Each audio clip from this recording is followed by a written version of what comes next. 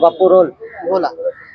आज या ठिकाणी सोलापूर येथे लोकनेते माननीय पडळकर साहेबांच्या फोटोला दुग्धाभिषेक करण्यात आलेला आहे आणि त्याचं कारण म्हणजे गेल्या 3 दिवसापासून या महाराष्ट्रामध्ये अनेक महाराष्ट्रातल्या भ्रष्टाचारी लोकांचे हात पडळकर साहेबांच्या फोटोला लागले होते आणि त्यामुळे या ठिकाणी अभिषेक करण्यात आलेला आहे।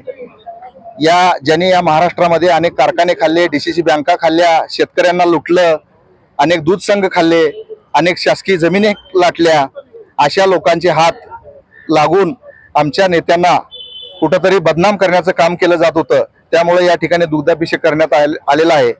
आणि दुसऱ्या बाजूला 3 दिवसापासून आम्ही आपल्या माध्यमातून मीडियामध्ये ऐकतोय की सुसंस्कृत भाषा तर मला आपल्या माध्यमातून या राज्याच्या ज्येष्ठ नेत्यांना आव्हान करू इच्छितो की माननीय शरदचंद्रजी पवार साहेब, आपण एका भाषणामध्ये जेव्हा तेल लावलेला पैलवान तयार आहे पण अशा पैलवानाबरोबर कुस्ती खेळतात का जेणेकरून आपण चुकीचे हातवारे करून या राज्याचे लोकप्रिय विकास पुरुष मुख्यमंत्री माननीय देवेंद्रजी फडणवीस साहेब यांच्याबद्दल अत्यंत चुकीच्या पद्धतीनं अश्लील हातवारे केलते। त्यावेळेस आपल्याला सुसंस्कृतपणा दिसला नाही का, असा माझा एक छोटासा सवाल आहे।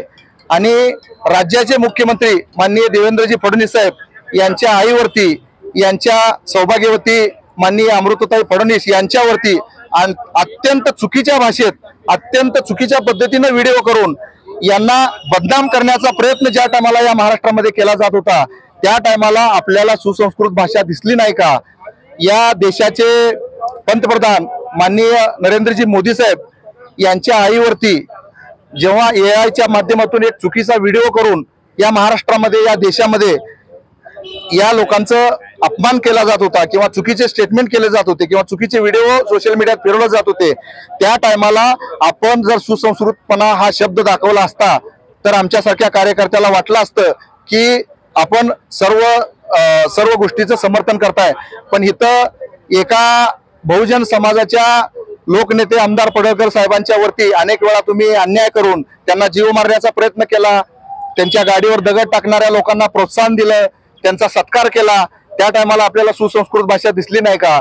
की इथं या महाराष्ट्रामध्ये फक्त बहुजन समाजामध्ये आणि मराठा समाजामध्ये वाद लावून आपण आपली राजकीय पोळी भाजून घेण्याचा प्रयत्न या अगोदर 40-50 वर्षामध्ये आपण करत आलात आणि ही पण पद्धत याच्या पुढे पण आपल्याला चालू करतची जर डोक्यात असेल तर या महाराष्ट्रातला बहुजन समाज यांनी तुम्हाला आपल्याला म्हणजे चांगल्या पद्धतीने ओळखलेला आहे आणि येणाऱ्या काळात आपल्याला प्रत्येक ठिकाणी बहुजन समाजाला उत्तर द्यावं लागेल।